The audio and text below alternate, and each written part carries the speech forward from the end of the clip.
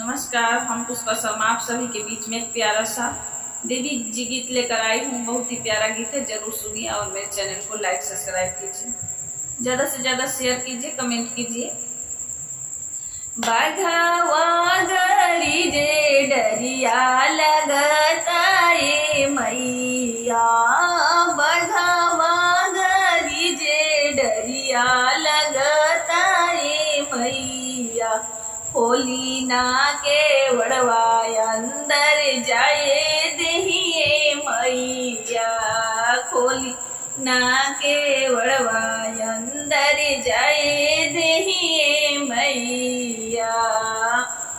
चुनारी से प्यारी ले ले खड़ बनिए मैया, चुनारी से प्यारी ले ले खड़ बनिए मैया, खोली ना के वड़वाय अंदर जाए दे मैया, खोली ना के वड़वाय अंदर जाए दे मैया।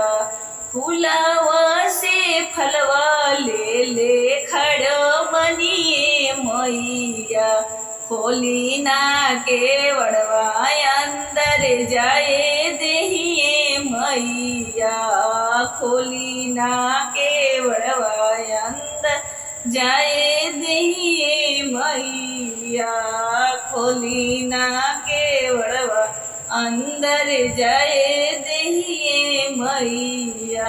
बाघावा गाड़ी जे डरिया लगता ये मैया, खोली ना के वड़वाय अंदर जाए दहिए मैया, खोली ना के वड़वाय अंदर जाए दहिए मैया।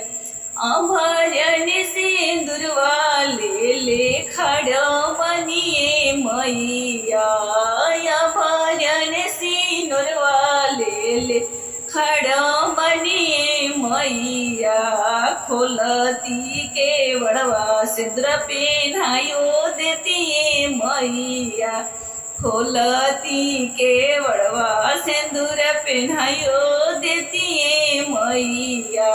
बघावा गारी जे डरिया लगता ये मैया, बघावा गारी जे डरिया लगता ये मैया।